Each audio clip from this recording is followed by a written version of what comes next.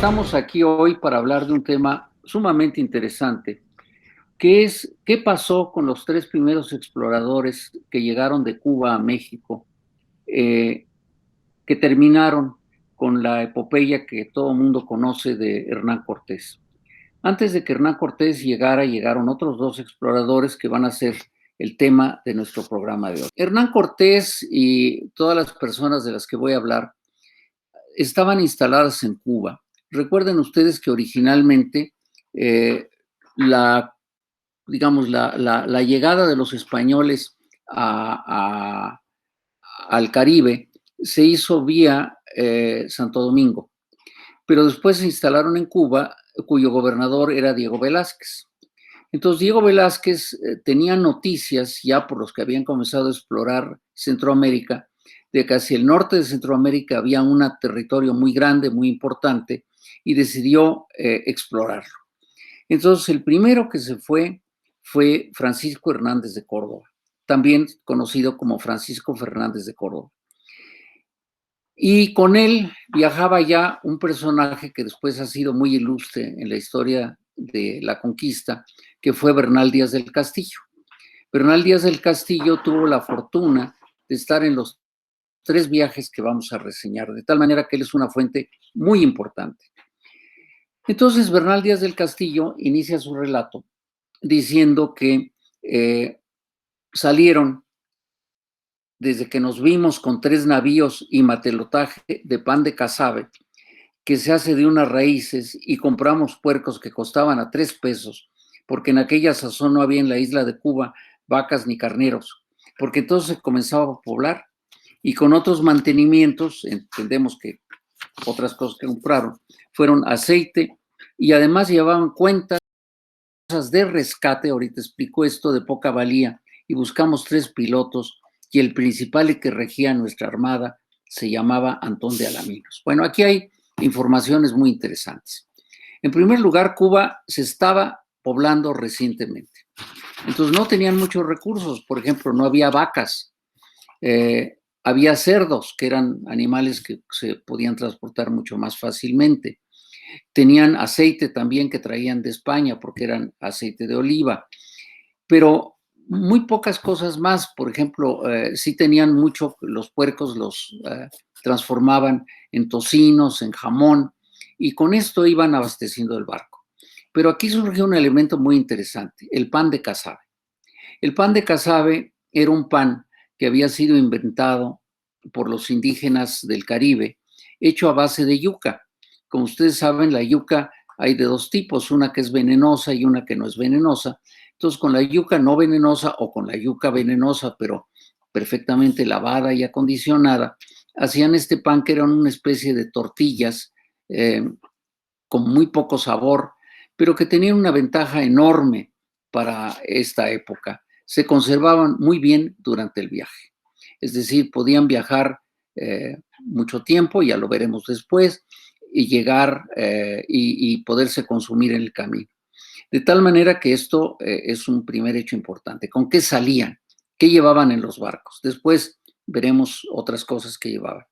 Pero el otro elemento importante del relato de Bernal Díaz del Castillo es que el piloto que los llevaba era Antón de Alaminos. Este es un héroe prácticamente desconocido en México, porque fue el piloto de las 3 expediciones que salieron de Cuba.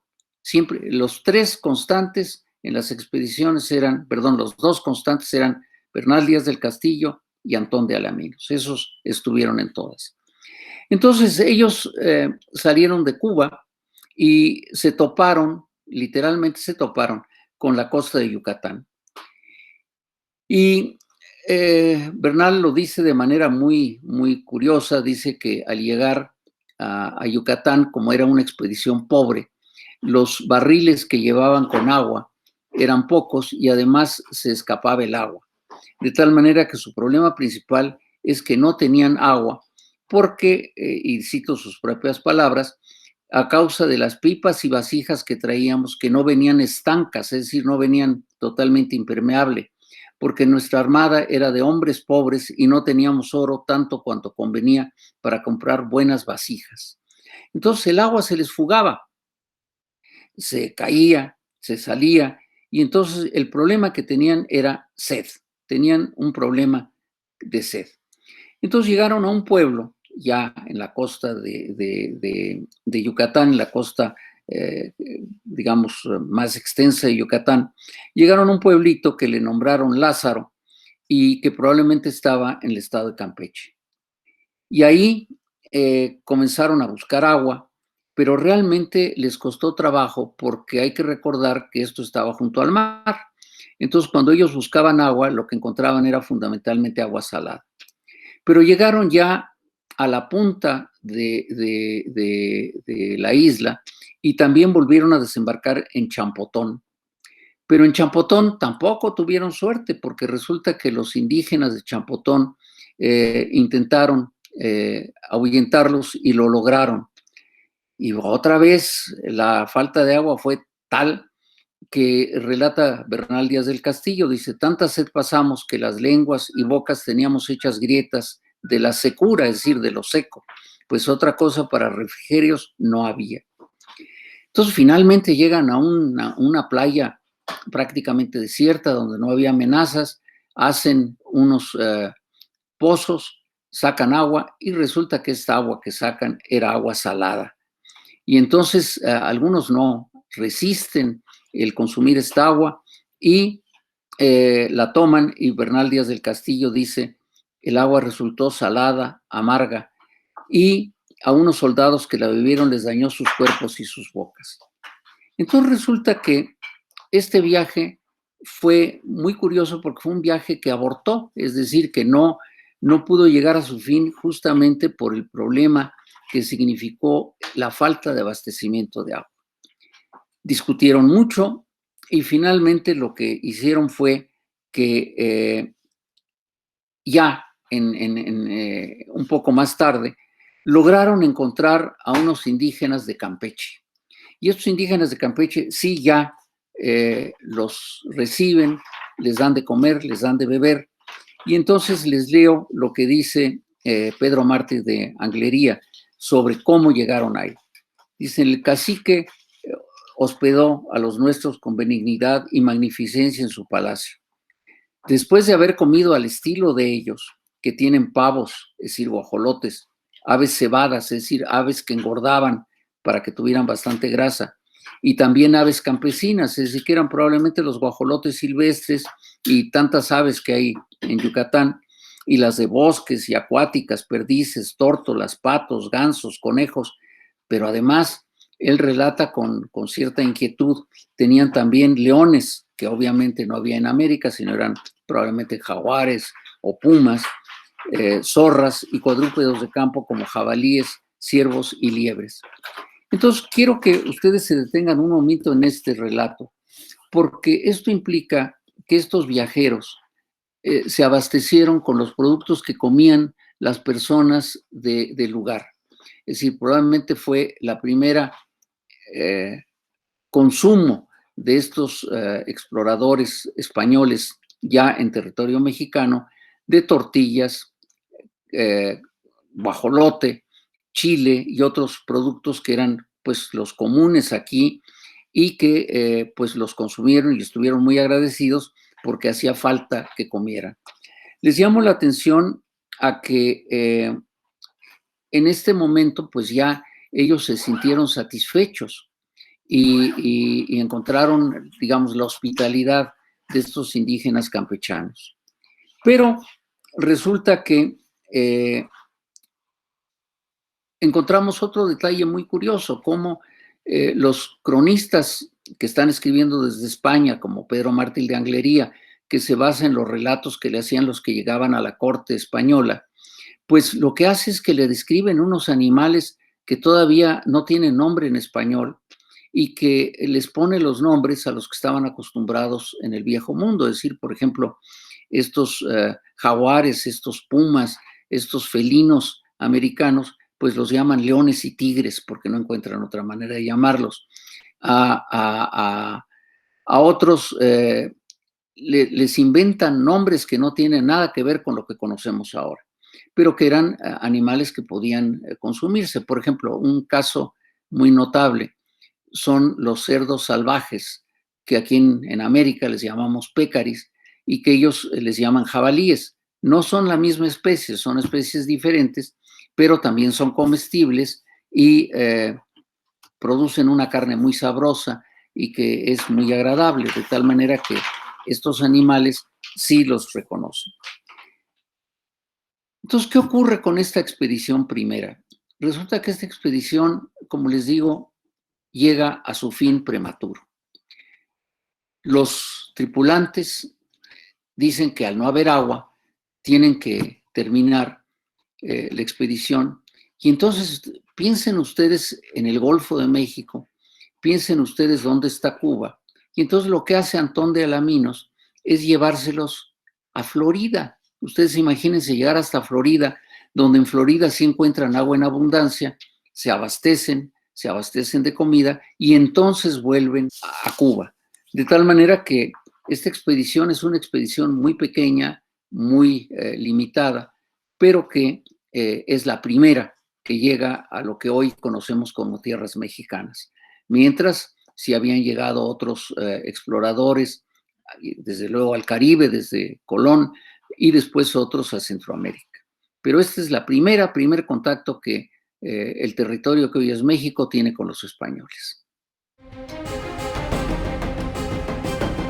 La segunda expedición es mucho más compleja porque ya habían descubierto que había tierras que hoy llamaremos mexicanas, que se podía llegar con ellas con cierta facilidad desde Cuba. Entonces el gobernador de Cuba decide armar otra expedición y busca una persona de su total confianza, que fue Juan de Grijalva.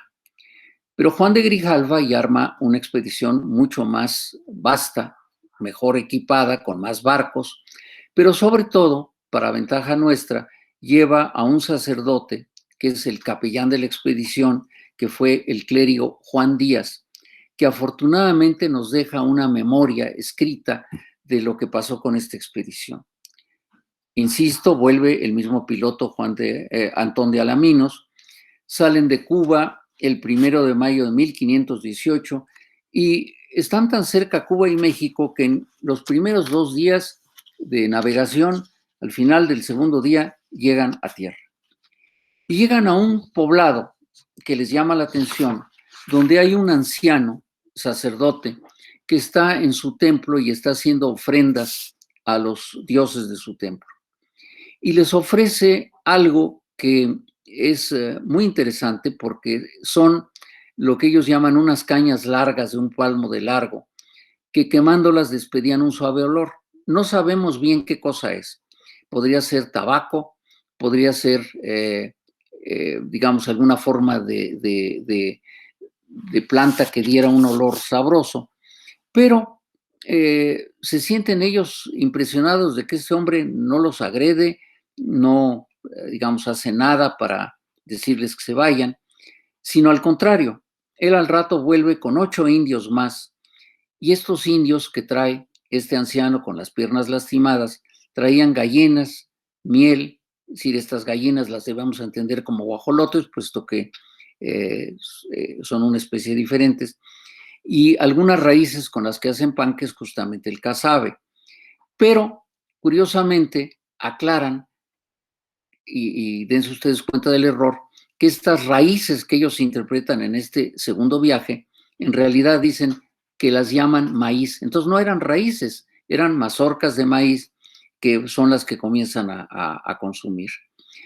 Y entonces los invita a este sacerdote a que vayan a un lugar cercado con piedra, cubierto de paja, es decir, una choza, y un pozo donde había agua en abundancia, de tal manera que con esta primera situación quedan muy satisfechos. Les pasa lo contrario que la expedición anterior de Hernández de Córdoba, porque encuentran qué comer, encuentran qué beber. Se despiden del sacerdote indígena, salen y encuentran algo que después va a tener gran importancia en la expedición de Hernán Cortés, que es una isla muy grande, que es lo que hoy conocemos como Cozumel. Y entonces dicen, les relato lo que dicen, esta isla me parece muy buena y 10 millas antes de que llegáramos a ella, se percibían olores tan suaves que era cosa maravillosa. Fuera de esto, se encuentran en esta isla muchísimos mantenimientos, es decir, colmenas, cera, miel, colmenas que son como las de España, pero más pequeñas. Aquí hay unos árboles llamados jarales de los que se alimentan las abejas. Hay también liebres, conejos, y dicen los indios que hay puercos, ciervos y otros muchos animales monteses. De tal manera que encuentran un lugar donde realmente hay bastante que comer, pueden volver a abastecer sus naves. Y ahí en Cozumel lo que hacen es abastecerse de agua, de frutos muy sabrosos que no hemos podido encontrar qué son, ninguno de los autores que he consultado sabe qué son porque les llaman managui y dice que tienen sabor a melón y también hay unas raíces como zanahorias al comer, que se pueden comer y que probablemente por el parecido remoto que tienen con los chiles, en realidad pues se trataba no de zanahorias sino de chiles. Pero no hablan nada del sabor que les produjeron, el picor que les refieren. Juan Díaz no habla para nada de eso. Y también encuentran pequeños mamíferos que tampoco se han podido identificar qué eran.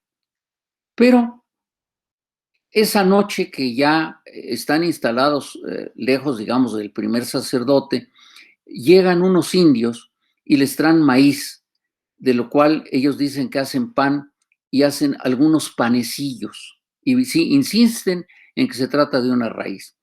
Entonces yo quiero que ustedes interpreten esta situación con ojos modernos. El pan seguramente eran tortillas, pero estos panes que durante mucho tiempo estos conquistadores le siguen llamando panes, probablemente se trataban de tamales.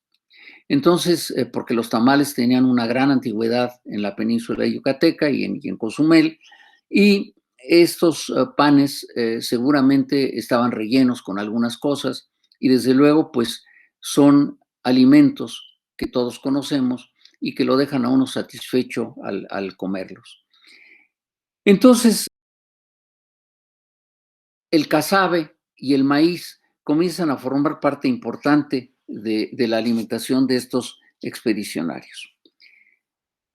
Después siguen adelante y ya otro autor, que es Antonio de Solís, dicen que llegan a un río que llaman Banderas. Le llaman Río de Banderas porque los indígenas que estaban ahí se acercaban en sus canoas con banderas blancas que ellos interpretan como signo de paz y también lo reciben muy bien, lo reciben con manjares que estaban sobre esteras de palma, que hoy interpretaríamos como petates, a la sombra de árboles, y hagan de cuenta que esto era como lo describen ellos, algo rústico y desaliñado, pero nada ingrato al apetito de los soldados, es decir, una especie de día de campo con estos indígenas de Cozumel, que deja satisfechos a estos primeros conquistadores.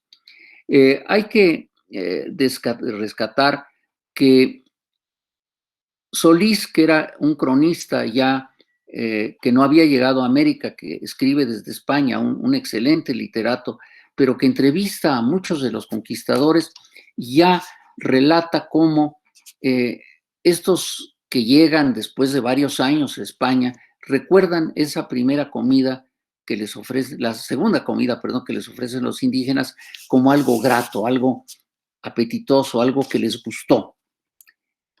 Finalmente siguen adelante y el último día de mayo acampan en un lugar que se llama Puerto Deseado.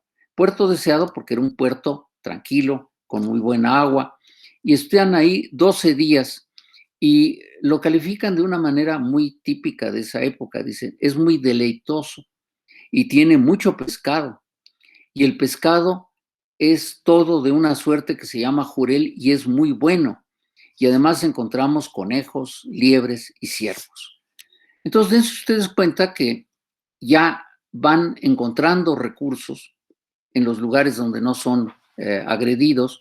Probablemente la primera expedición mostró que no iban ellos con intenciones agresivas. Y finalmente se van acercando a lo que es hoy Veracruz. Y llegan a la que todavía se llama hoy Isla de Sacrificios. Y le llaman Isla de Sacrificios porque encuentran un templo donde acababa de celebrarse un sacrificio humano y encuentran el cadáver ya con el corazón extraído, cortadas, en la parte de abajo del templo. Y por eso le llaman Isla de Sacrificios. Y entonces ahí les encanta el lugar, no por el sacrificado, sino porque hay árboles que dan frutos muy buenos. Y dicen, muchas frutas, todas comibles, y les dieron de comer mucho maíz molido, y de los que hacen pan y tortas, y pasteles de gallina, es decir, de guajolote, que probablemente son los tamales, muy bien hechos. Pero piensen ustedes en las diferencias culturales entre estos españoles que llegaban y los indígenas que de buena voluntad les ofrecían estos tamales con guajolote.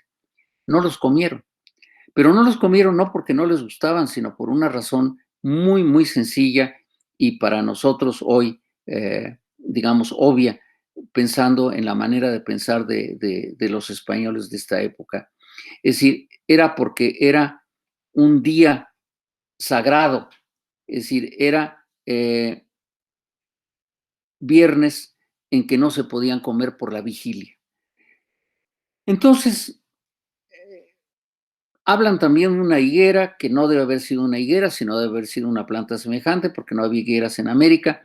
Y lo que suponen varios autores, y estoy de acuerdo con ellos, es que lo que probablemente confundieron con una higuera, que no le veo mucha relación, pero pues en fin, en esa época todo pudo haber pasado, era nopal con sus tunas.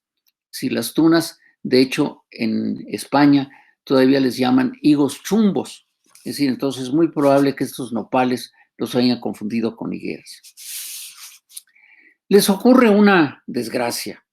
Poco antes de regresar a Cuba, una de sus naves tiene una avería y acampan en un lugar que llaman Puerto de San Antonio. Y se quedan ahí 15 días, es decir, 2 semanas, para reparar la nave dañada en casas de paja que ellos mismos construyeron. Y los indígenas de ahí también los tratan muy bien, les siguen regalando lo que ellos siguen llamando gallinas, es decir, guajolotes, y finalmente inician el viaje de regreso y se detienen en lo que hoy conocemos como Champotón, y ahí también les dan mucho maíz suficiente para el viaje de regreso.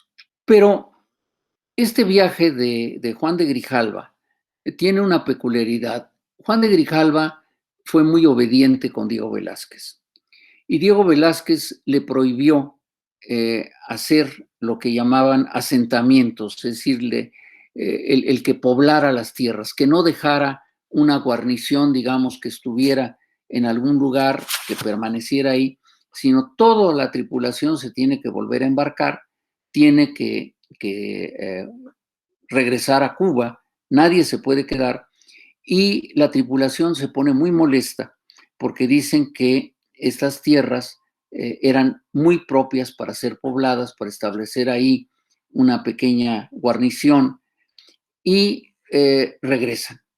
Pero entonces lo que es muy interesante es que a lo largo del viaje los indígenas les habían dado, intercambiando por los objetos que ellos llevaban, que eran objetos vistosos de vidrio, de materiales, digamos, baratos para Europa, pero desconocidos de los indígenas se las cambiaban por pequeñas joyas de oro.